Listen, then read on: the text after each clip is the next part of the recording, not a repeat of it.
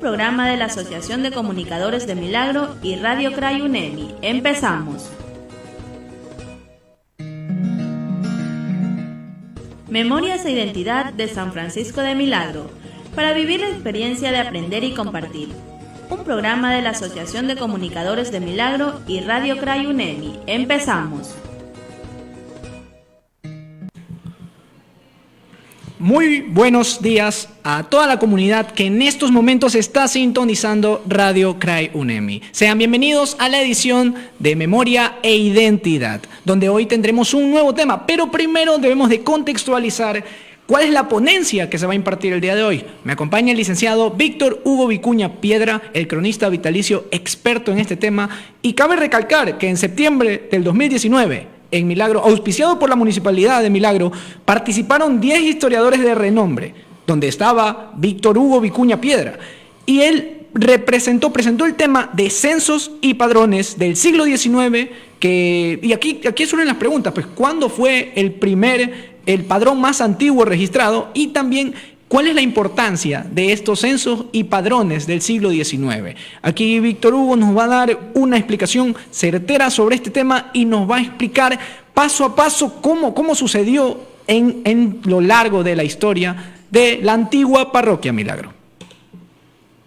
Muchas gracias, Jesús, y un saludo a la audiencia de Radio Cray UNEMI en este nuevo programa.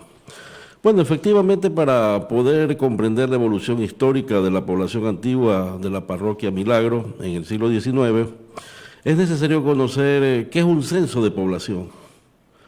Así tenemos que el DRAE lo define como el proceso total de recolectar, ampliar, evaluar, analizar y publicar o diseminar en cualquier otra forma los datos o la información demográfica, económica, sociales que pertenecen a un momento determinado a todas las personas o de un país o de una parte bien delimitada del mismo. En un censo de población, la unidad de investigación es el hogar, es decir, una o varias personas unidas o no por vínculos familiares que viven juntas para proveer y satisfacer sus necesidades alimenticias y otras indispensables para vivir. ¿Qué nos dice esto? Que ya para 1808, si me ayudas por favor con la lámina, por favor.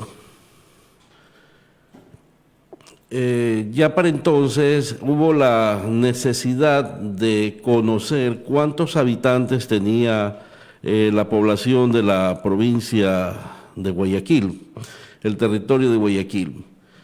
Bien, antes de poder entrar en materia, esa foto corresponde a la calle 9 de Octubre y García Moreno en el año 1877.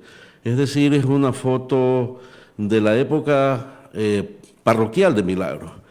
Si observamos al fondo tenemos la iglesia, es decir, es la calle que nos conecta hacia la iglesia central de San Francisco de Asís, que actualmente pues, es de hormigón armado, que comenzó su construcción en 1942 y terminó en 1980 aproximadamente. Es una foto histórica bastante llamativa porque da fe de cómo era ese Milagro distante y bucólico, pues no, que nos separa aproximadamente 144 años en el tiempo, pues no. Ahora bien, entrando ya en materia, como antecedente, ya en 1808 el gobernador Bartolomé Cucalón y Villamayor ordena se efectúe un censo en las cabezas de partidos que conformaban la antigua provincia de Guayaquil, estableciendo una población de 480 habitantes en el sitio conocido como Milagro. Sin embargo, este censo no determina números de mujeres, hombres, niños y adultos, así como tampoco estado civil, ocupación o etnia, lo cual impide determinar a la población real de ese año. Sin embargo, ya pues sabíamos pues que había aproximadamente 480 personas que se habían afincado en estos lares. Ese es el censo de la época que estamos tratando en esta mañana y que lo compartimos. Ahora bien, en la semana pasada habíamos hablado bastante sobre la Hacienda Milagro y de María Cuello, una de las propietarias o la primera propietaria cuyo esposo fue don Pedro Antonio Aro y de la Piedra, dueño de la Hacienda Milagro. Y bien, continuamos. Para el 11 de noviembre de 1820 y luego del triunfo de la Revolución, ahí lo congelamos esa parte, porque todavía no vamos a llegar ahí. Esa parte es muy importantísima. Bien, dejémoslo aquí, lo que estamos hablando de María Cuello. Para el 11 de noviembre de 1820, como decía, y luego del triunfo de la Revolución de Octubre, que consolidó la independencia de Guayaquil, se expide el reglamento provisorio de gobierno que fue aprobado por la Junta Electoral de la provincia, estableciendo en el artículo 16, numeral 3, formar el censo y estadísticas de la provincia para determinar la población y propiedades existentes en cada una de las jurisdicciones a su cargo.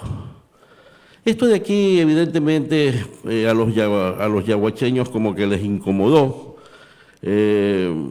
y no quisieron que se haga este censo, porque ellos era lo que se conocía como cabeza de partido, y Milagro pues estaba bajo la supeditación de Yaguachi. Sin embargo, las autoridades de la provincia creyeron pertinente que se debía de hacer, pues no.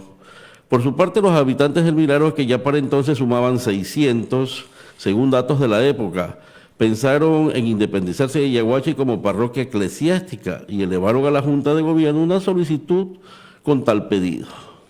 Esto también lo habíamos analizado la semana pasada.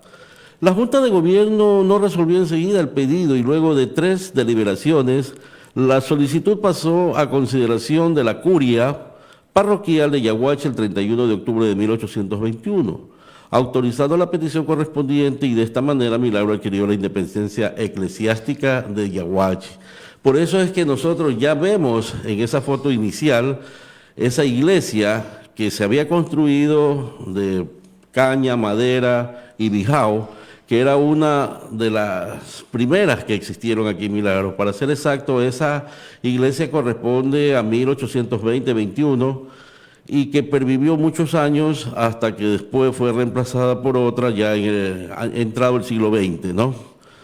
Para entonces, el territorio de Milagro era una extensa selva de árboles maderables en donde su población se dedicaba a la cría de ganado, así como a la producción de cacao, tabaco y otros productos agrícolas que abastecían el consumo interno y a los mercados de Guayaquil. Es decir, Milagro para entonces era la despensa que alimentaba a Guayaquil y suplía las necesidades en los mercados para que no estén desabastecidos de los productos agrícolas que se producían por entonces aquí y que aún se siguen produciendo. Especialmente la extracción de madera para la fabricación de viviendas y astilleros. No nos olvidemos que los grandes astilleros que estuvieron en Guayaquil, los productos, la materia prima, eran extraídas de las selvas de aquí de Milagro, y de esa manera pues se hacían los barcos, los buques, con los que se navegaban no solamente por el río Guaya, sino por las costas del Océano Pacífico. Estos territorios colindaban con la hacienda Papayal, de propiedad de Josefa Bejarano, madre del patricio guayaquileño Vicente Rocafuerte y Bejarano, que incluían a Naranjito, Conducta y Venecia, inmensos fundos que hoy corresponden a los cantones Naranjito, Yaguachi, Milagro, Juján, Marcelino Maridueña, El Camino hacia Naranjal y El Triunfo. Es decir, estamos hablando casi media provincia del Guayas en los actuales momentos. Ahora bien, 11 años más tarde, esto es en la época republicana del Ecuador, el general, si me ayudas ahora sí con la lámina de 1832, el general Juan José Flores, para afianzar su gobierno, dicta varias reformas a la ley orgánica judicial y otras de procedimiento civil, iniciando además los estudios para una ley de elecciones, llevando a cabo el primer padrón del Ecuador del siglo XIX. Es decir, este documento que estamos observando data de 1832, reposa en los archivos de la Biblioteca Municipal Pedro Carbo de la ciudad de Guayaquil, y es interesante por la cantidad de información que posee, es decir, da cuenta ya de una manera oficial del gobierno de ese entonces, el primer gobierno que tuvo el Ecuador, de los habitantes y propietarios de las haciendas que para entonces ya existían en estas tierras, pues no. En tanto, Michael Hammerly, en su libro Historia Social y Económica de la antigua provincia de Guayaquil entre 1763 y 1842, hace referencia al padrón de la parroquia Milagro correspondiente al 11 de julio de 1832 de las propiedades y contribuyentes con indicación de las personas no indígenas a las cuales pertenece, estableciendo una población de 175 hombres.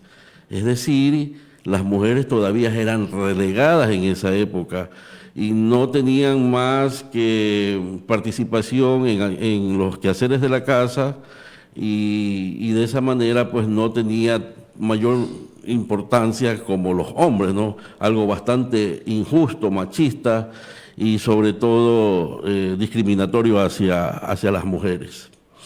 Asimismo, se determina la existencia de 26 propiedades, de las cuales 4 pertenecían a mujeres, siendo ellas María de la Luz Zumárraga, Carmen Muñoz, Rosa Aurea y Joaquina Avellán, cuyos nombres quedaron inmortalizados en este documento. Es decir, ese es el documento original que hacía mención hace un momento y que nosotros lo podemos encontrar en el archivo de la Biblioteca Municipal Pedro Carbo de la ciudad de Guayaquil. Ahora bien, entre 1839 y 1843, la gobernación de la provincia de Guayaquil fue ejercida por el expresidente Vicente Rocafuerte y Bejarano. Todavía no lleguemos a esa parte, vámonos a la parte a ese documento. Decía que pues, la provincia de Guayaquil era ejercida por el expresidente Vicente Rocafuerte y Bejarano y de acuerdo al censo general realizado por el Consejo Municipal del Cantón Guayaquil el 30 de junio de 1840, me parece que más adelante estamos ya hablando del censo de una manera más detallada. Si le podemos avanzar un poquito en las láminas, ese fue el primer teniente político que tuvimos. Ese es el censo que estamos haciendo alusión. Congelémoslo ahí, por favor. Dice que de acuerdo al censo general realizado por el Consejo Municipal del Cantón Guayaquil el 30 de junio de 1840, la población de las parroquias bajo su jurisdicción ascendían a 22.939 habitantes, de los cuales 1.492 correspondían a la parroquia El Milagro, distribuidos entre blancos, indígenas y morenos. De esta población, 953 eran adultos, 539 niños y 19 esclavos. Es decir, la esclavitud se había también afincado por estas tierras y era común ver a personas de color de su piel negra traída desde el África como esclavos a hacer trabajos duros. Y por lo general pues eran marcados en su piel a fuego vivo, como lo hacen con las reses, con la inicial del apellido de su propietario. Es decir, era una época tremenda en donde los negros no eran considerados humanos, una cosa tremenda, terrible para entonces. Milagro ya había alcanzado un notable adelanto en la producción agrícola, que se contraponía al desarrollo social con la escasa preparación de su población, revelando un alto índice de analfabetismo, como se ocurrió en enero de ese año con José Sancedo, que fue electo teniente corregidor de la parroquia, pero que por ser analfabeto fue anulada su elección. Es decir, era común tener entre la población personas iletradas, es decir, que no sabían leer y escribir. Queremos aprovechar este espacio también para mandar un saludo a aquellas personas que nos están sintonizando en estos momentos. Tenemos a Nicole Orrala que nos manda un saludo a todos y también le mandamos un saludo, un fuerte abrazo desde el programa Memoria e Identidad de Radio Cray UNEMI. También tenemos la opinión de Luis Ordóñez que nos dice: estimado amigo, felicitaciones por tu arduo trabajo en la búsqueda de la información histórica y gracias por instruirnos. Saludos. Y aquí es donde viene esta pregunta. Estamos viendo la utilidad de los censos, porque en su principio no tenían tanta información, como ya lo recalcaste, Víctor Hugo. Trataban de marginar incluso sectores de la población. Entonces, ahí viene por donde va la pregunta, es ¿qué tan importante son los censos, los padrones, desde el principio? ¿Con qué finalidad? Si vemos que habían exclusiones, ciertas exclusiones, ¿con qué finalidad se realizaron en esa época? Bueno, como explicaba, los censos no eran otra cosa más que herramientas para determinar cuántas personas habitaban, a qué se dedicaban, cuál era el índice de niños nacidos o existentes en esa población, cuántas viudas existían, cuántos viudos tenía Milagro, inclusive el número de personas que se dedicaban a delinquir, es decir, era un censo completo.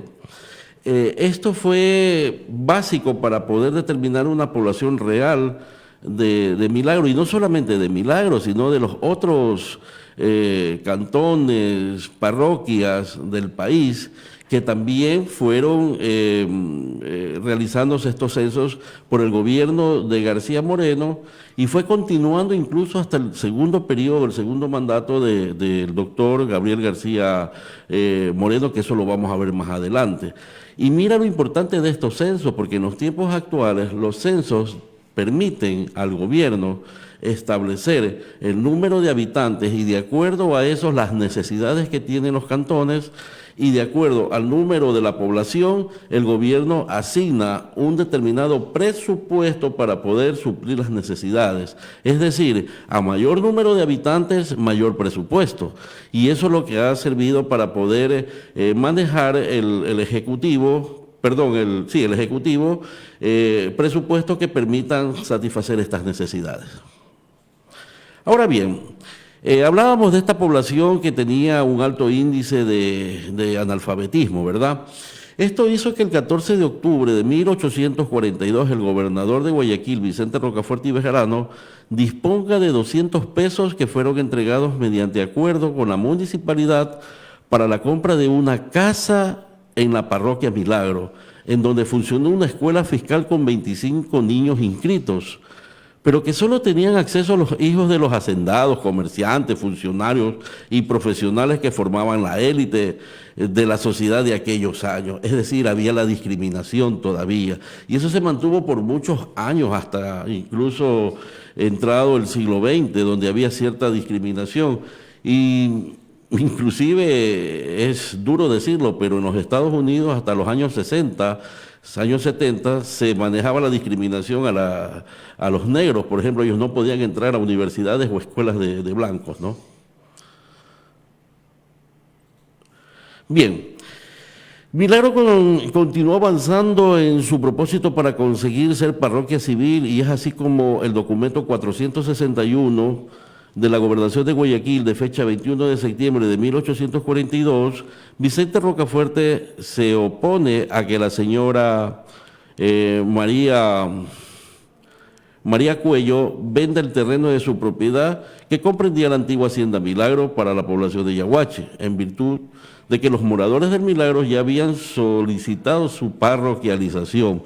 Es decir, ya en ese entonces había la preocupación de esta dama, que había ya enviudado, para que su hacienda no sea expropiada, sino por el contrario, cedida a Yaguachi, para tratar de evitar que el gobierno de la provincia y del país pues no pueda intervenir en parte de sus territorios.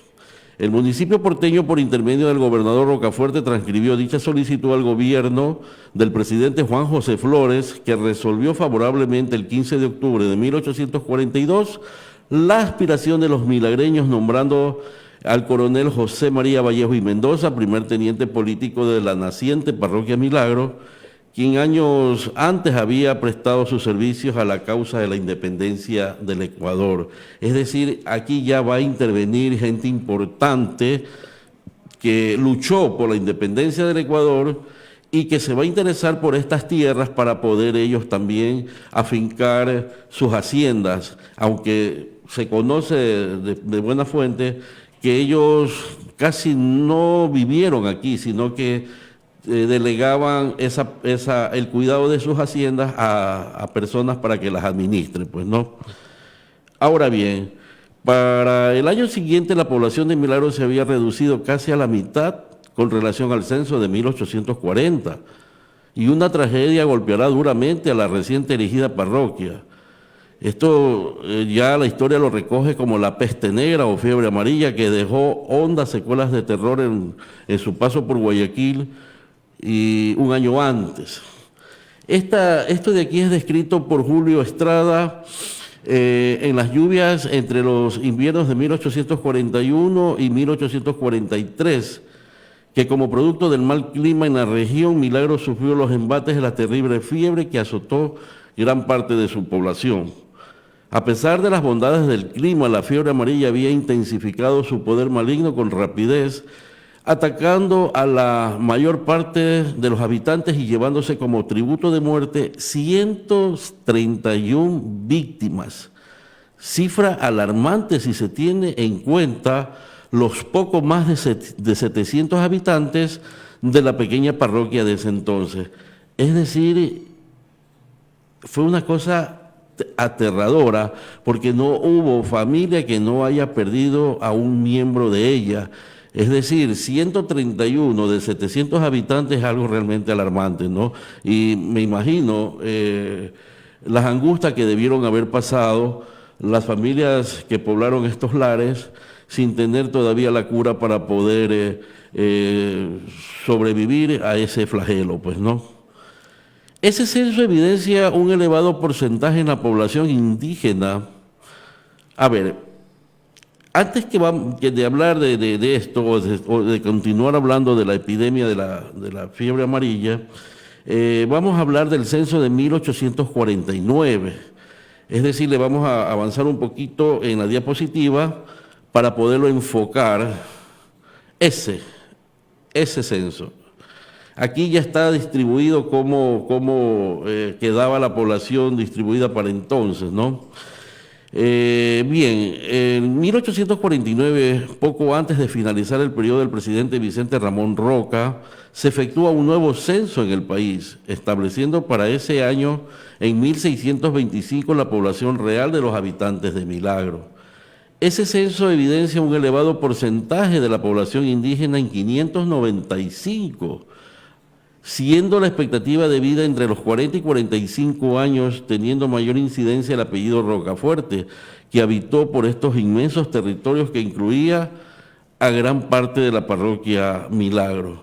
Lo que decíamos hace un momento, si le damos la vuelta a la diapositiva, a esta diapositiva, vamos a comprender, ¿no? Ahí. Ese es el documento original, y si nosotros observamos, vemos los nombres de personas censadas que ya tienen el apellido Rocafuerte.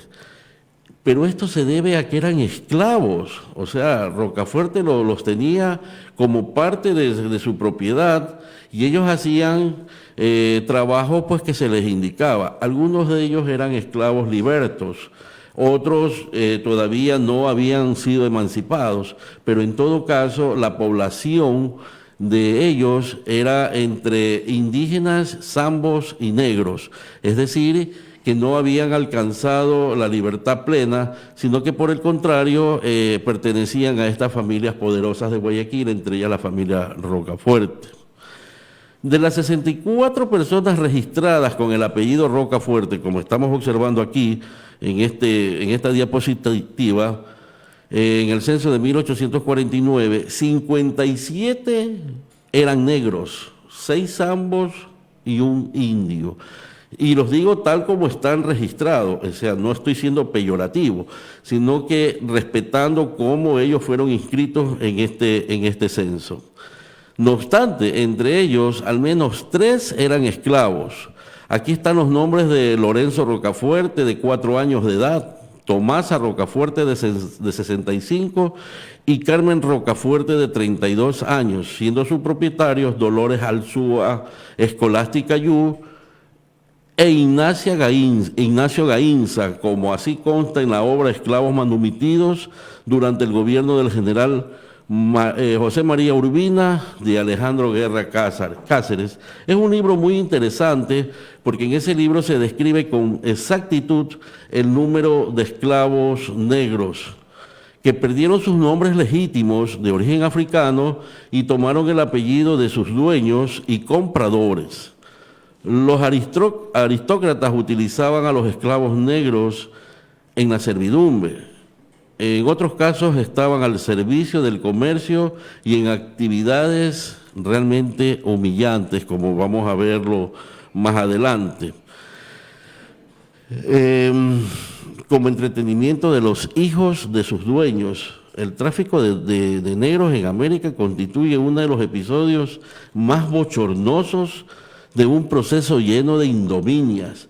Es decir, el negro se lo consideraba que ni siquiera tenía alma. Es decir, sus dueños, entre comillas, quienes disponían de la vida de ellos, no le tenían la más mínima consideración a estas personas y solamente los tenían como dije hace un momento, para trabajos realmente humillantes. En el penúltimo año del gobierno del general José María Urbina, nuevamente entra en escena la Hacienda Milagro, que años antes fue expropiada a María Coello, y es así como el 14 de agosto de 1855, Onofre Pareja y Avilés contrae matrimonio con su prima Josefa Morán de Buitrón y Avilés, procreando a su hija Josefina Pareja y Morán de Buitrón, según relata Pedro Robles y Chambers en su contribución para el estudio de la sociedad colonial de Guayaquil, dirigido y corregido y aumentado por Ezio Garay Arellano, uno de los mejores genealogistas que tiene la provincia y el país, y con quien pues me une una amistad ya de algunos años. Ante la historia de San Francisco de Milagro, cabe mencionar que doña Josefa Morán se convierte en la segunda propietaria de esta hacienda, que le fue otorgada por su esposo mediante poder testado el 24 de diciembre de 1857. Ya esto lo habíamos analizado Desmitificando la Hacienda Milagro la semana pasada, y hoy lo volvemos a retomar porque vemos que hay una concatenación entre el dueño de la tierra, el dueño del esclavo, el dueño de las parcelas que existieron antes de que se formara lo que actualmente comprende el Cantón Milagro, y de esta manera ustedes puedan determinar cómo históricamente Milagro se fue desarrollando. Con el correr de los años, la hacienda se divide en dos propiedades. Lado oeste, en Hacienda María Mercedes, de propiedad de doña María Barberis de Risset. Ella es la nieta de doña Josefa, cuya hija, María Mercedes, fallece el mismo día que está alumbrando a su hija. Por eso el nombre de la hacienda es María Mercedes, en honor a la madre de María Barberis de Risset, que se casa con un noble francés, que luego van ellos a vivir a Mónaco para hacer su vida por allá, pero con los años ellos regresan a reclamar la herencia de su abuela. Y luego está la hacienda Milagro, que es de Julio Corso, es decir, el tío de María Barberis de Risset, según el plano que es levantado por el ingeniero Ignacio Granja Saona. La superficie que ascendía esa hacienda, como ya la habíamos visto en la diapositiva, era aproximadamente de 5.094 hectáreas. Todos estos territorios pasaron a propiedad del Banco Provincial del Guayas, hoy conocido como Ban Ecuador, y explicaba por qué. Porque Julio Corso, su tío, no testó, es decir, no dejó herencia, y el Estado asumió todas estas propiedades como suyas. Como primer administrador de esta hacienda, ya lo dijimos también la vez pasada, fue nombrado el general José Ventimilla y Villasís, padre de Marieta Ventimilla Marconi, hermana del también general Ignacio de Ventimilla, que ejerció de manera dictatorial la presidencia de la República desde el 8 de septiembre de 1876 al 10 de enero de 1883. El general José de Ventimiglia y de Cis muere en 1869 en el gobierno de García Moreno, que ya lo habíamos dicho, él muere fusilado porque se declaró contrario al gobierno, fue declarado sedicioso y prácticamente le costó la vida haberse atrevido a desafiar al gobierno de García Moreno, que fue uno de los gobiernos más sanguinarios que registra la historia del Ecuador. Para el 10 de abril sí, algo me ibas a manifestar. Sí, correcto. Son las 11 de la mañana con 32 minutos. Saludamos también a una persona, Helen Elizabeth Vázquez, que nos está sintonizando a través de la página de Facebook Live. Quería un poquito hacer una pequeña pausa comercial para luego volver ya de lleno con el tramo final de esta exposición acerca de los censos, padrones y censos del siglo XIX de la antigua parroquia de Milagro. Volvemos en breves. Memorias e Identidad de San Francisco de Milagro, con el licenciado Víctor Vicuña, donde hablaremos sobre hechos históricos, personajes, costumbres, tradiciones y mucho más. Si quieres saber más acerca de Milagro, no te lo puedes perder, todos los miércoles a las 11 de la mañana.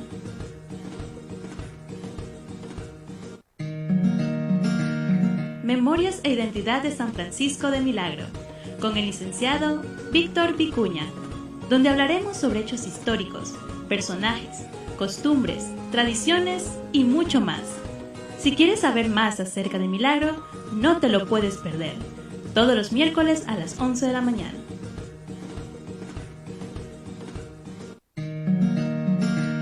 Memorias e Identidad de San Francisco de Milagro, con el licenciado Víctor Vicuña, donde hablaremos sobre hechos históricos, personajes, costumbres, tradiciones y mucho más. Si quieres saber más acerca de Milagro, no te lo puedes perder, todos los miércoles a las 11 de la mañana.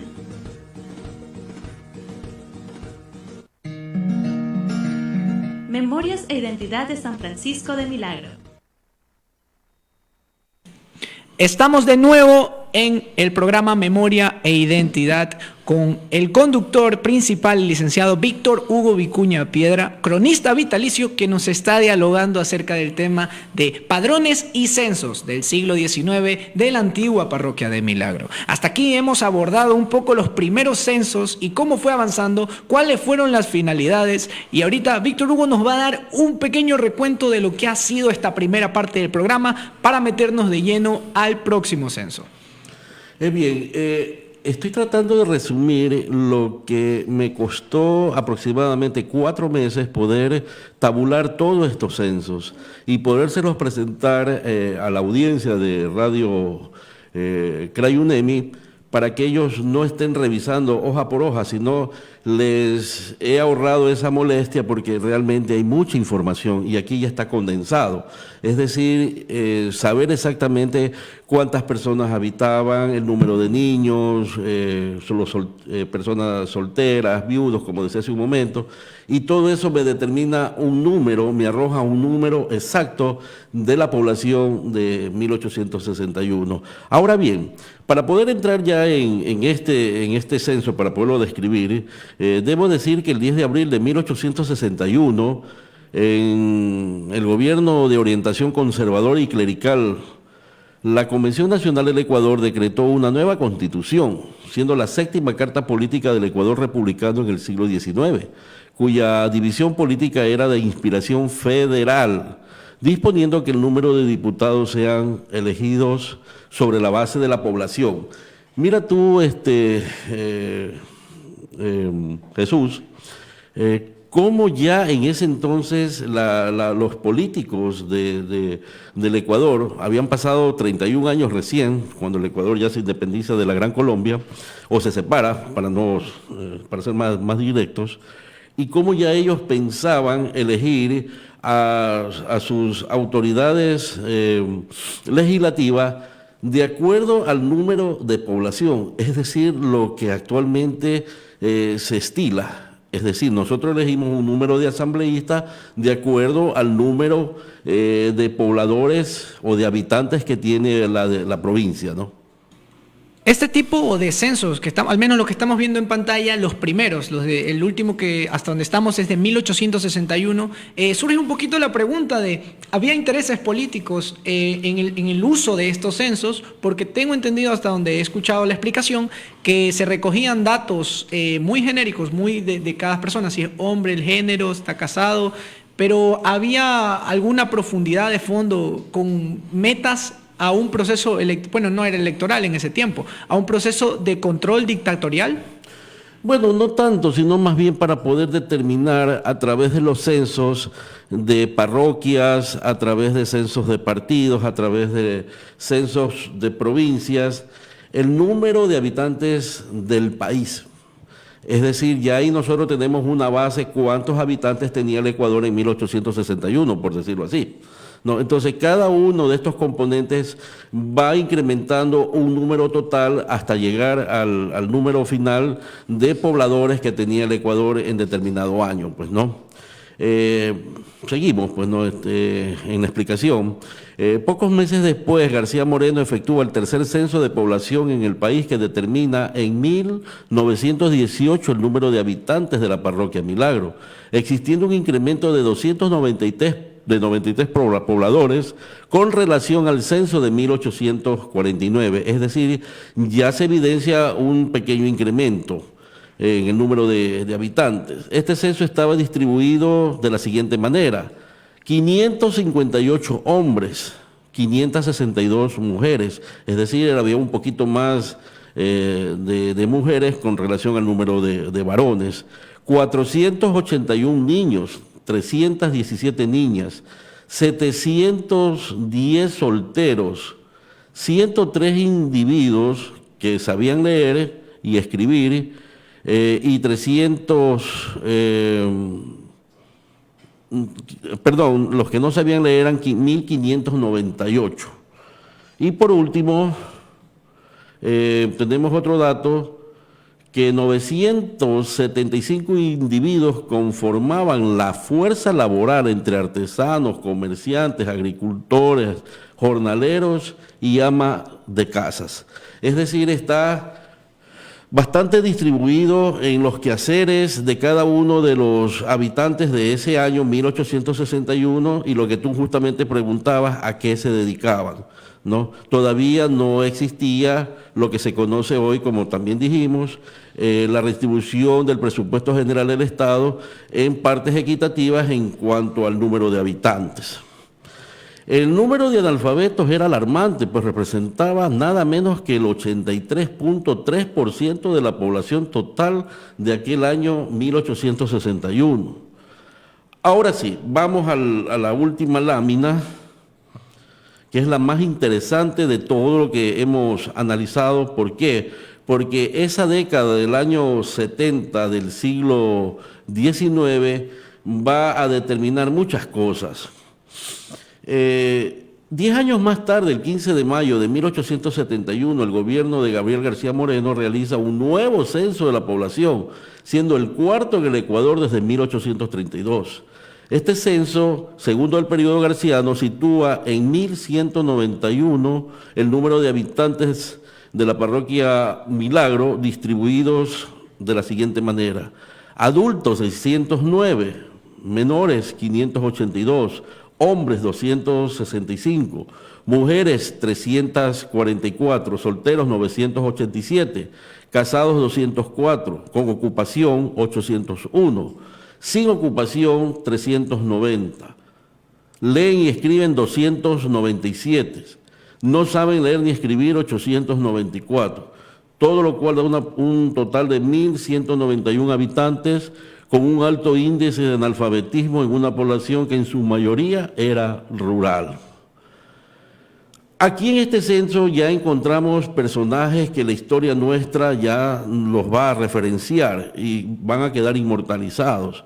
Estamos hablando que este censo ya registra el nombre de la familia Andrade Manrique, que son, sí, ahí justamente, ahí están, que son justamente Josefa Manrique Triviño, que en ese entonces, en 1871, tenía una edad de 21 años, y a don Manuel Andrade Subía con 36 años, que son los padres de Camilo Alberto Andrade Manrique.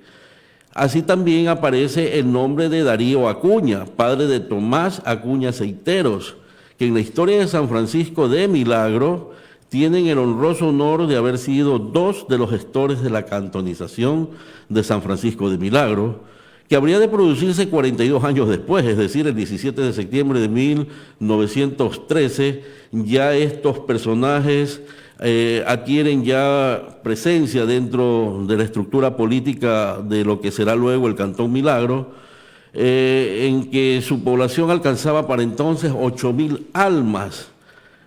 Pero ya eso es otra historia porque ya estamos hablando del siglo XX. Es decir, lo interesante de este censo que nos determina una población real, personas a qué se dedicaban y personajes que la historia nuestra los reconoce como gestores de la cantonización, personajes que tuvieron que ver con el primer comité de cantonización en 1912, y por ahí hay también el nombre de los padres de don Francisco Rubén Jurado Saucedo, que fue uno de los primeros ediles del naciente Cabildo milagreño en 1913, que se instaló el 20 de diciembre de 1913 para ser exacto, es decir, se van a conmemorar 108 años de la instalación de ese primer cabildo. Entonces todos estos nombres quedaron referenciados, quedaron registrados para la posteridad a través de estos censos, que es interesante poder conocer el número de habitantes, y también es importante porque hay personas, economistas por ejemplo, que se dedican a hacer estudios de Milagro, por ejemplo, cómo era la población, cómo era la economía en ese entonces, y ellos hacen a través de una línea del tiempo, una proyección, cómo era el Milagro de hace 170 y 50 y algo de años, 150 años, perdón, a la actualidad, y cómo va evolucionando, es decir, de haber sido una parroquia dedicada al cultivo, por ejemplo, del cacao o del plátano, y cómo en los actuales momentos Milagro se dedica, por ejemplo, a la industria del azúcar. Todavía no aparece Rafael Valdés en el censo de 1871, y en este censo me permito hacer también otro comentario que va aparejado con el surgimiento luego de 3 años del ferrocarril. Es decir, el año 1871 marca ese censo un advenimiento. Va a surgir en 1874 el ferrocarril en Milagro. 10 años después va a surgir el ingenio Valdés a través de don Rafael Valdés Cervantes. Es decir, marca un detonante y lo que será luego ya una explosión en el desarrollo agroindustrial del Milagro de hace 100 años, que va a determinar las bases para ese Milagro relacionado a lo que es su agroindustria, su comercio. Y es un Milagro que va a echar a andar no solamente las ruedas de la economía de Milagro, sino también del país en general. Bueno, ya hemos llegado a una parte final de esto, y aquí surgen un poco las preguntas que tenemos en estudio y también de parte de la comunidad que en estos momentos nos está sintonizando. Primero, recordar que son las 11 de la mañana con 45 minutos. Un fuerte saludo nuevamente para Helen Elizabeth Vázquez, que nos está sintonizando activamente a través de la página de Radio CRAI UNEMI. Podemos ver todos estos censos del siglo XIX, como ya lo ha citado, el primero de ellos del que tuvimos al menos imagen de 1832, pero creo que también había uno de 1808, que creo que fue el primer padrón. De ese podemos comentar un poquito acerca del primero y qué características lo diferenciaban con relación a los posteriores censos. Bueno, realmente el gobernador Bartolomé Cucalón, que fue un personaje medio especial dentro de la historia ecuatoriana, porque él fue muy obsecuente al virrey, y todo lo que le olía a transformación, él lo denunciaba a la corona española. Él creyó que estaba haciendo bien en poder determinar una población real, pero no era real, porque fue un censo simplemente de contar, qué sé yo, cuántas almas habían en Milagro, por ponerlo así, y determina, por decir, en algo así como 830, es decir, un número exacto, pero que no hubo la paciencia de poder determinar cuántos hombres, cuántas mujeres, cuántos niños, cuántas viudas, cuántos ancianos, es decir, los números de edades no aparecen.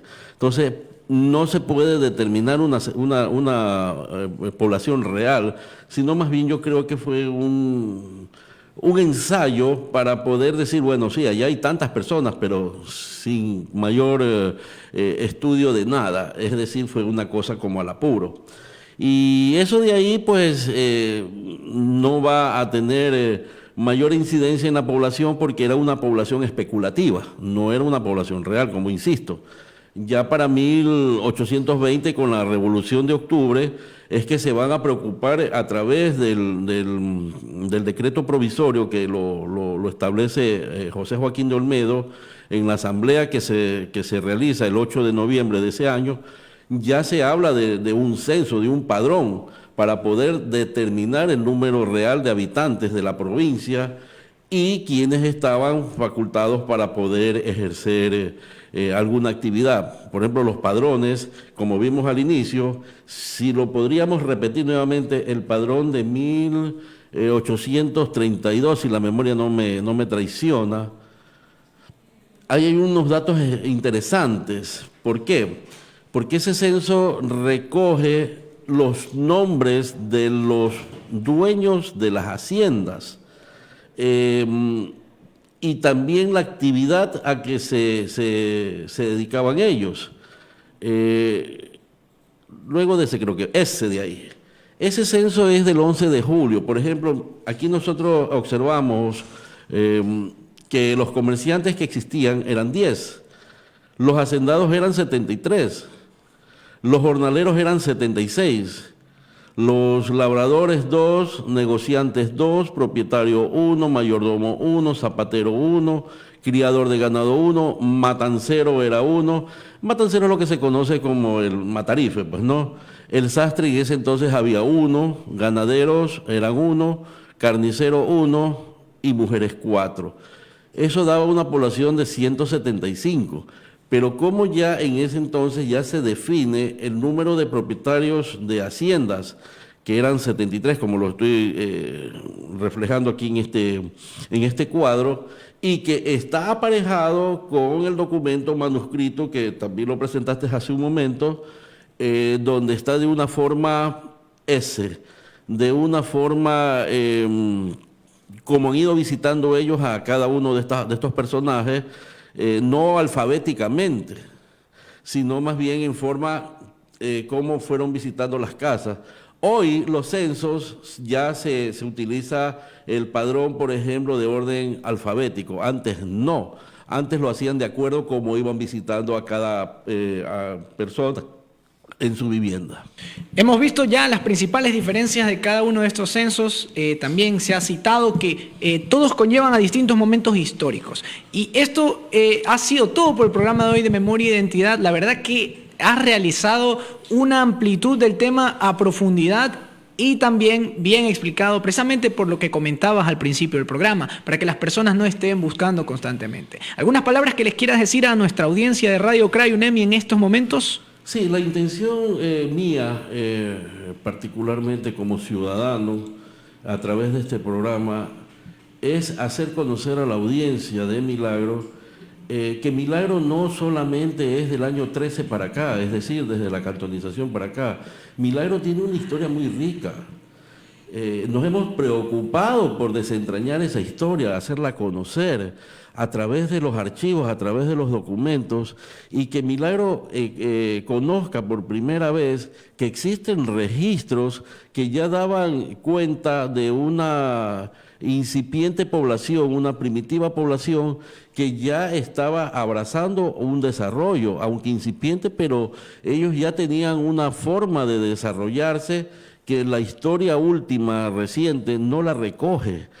¿Por qué? Porque no ha habido el interés de preocuparnos por la investigación profunda, sino lo superficial. Y en esa parte sí yo lamento mucho que nos hemos estancado solamente en el año 13, que es la cantonización, y no hemos avanzado hacia la parte que yo llamo la parte más rica de la historia de Milagro, que es del siglo XIX hasta el siglo hasta el siglo XVI, XVII aproximadamente, donde nos nutrimos de una historia que no la vamos a encontrar en libros, sino estos documentos, como lo tenemos aquí en imágenes, nos van a permitir, y cómo la historia habla sola, cómo se convierte en una ventana al pasado y por la cual nosotros podemos observar, ver, entender cómo era la población y a qué se dedicaba. Sin duda alguna podemos en esto observar un recorrido completo acerca de al menos el siglo XIX, y queremos decir que síganos en nuestras redes de Facebook @cray.unemi, en nuestra cuenta de Twitter como @crayunemi. Memoria e Identidad es un programa que habla precisamente sobre el recorrido histórico y lo emitimos todos los miércoles desde las 11 de la mañana. Esto ha sido todo por hoy. Agradezco mucho a las personas que han estado pendientes del programa. Y muchas gracias, Víctor Hugo, por tu participación excelsa que ha ido a profundidad al tema. Bueno, gracias también a la audiencia por permitirme llegar con estos pequeños conocimientos a cada uno de sus hogares y poder contribuir también al conocimiento de la historia y más que todo a preservar nuestra memoria y nuestra identidad como milagreños. Muchas gracias a todos ustedes. Hemos llegado al final de este programa, Memorias e Identidad. Gracias por habernos acompañado. Los esperamos el próximo miércoles a la misma hora. Este es un programa de la Asociación de Comunicadores de Milagro y Radio Cray UNEMI.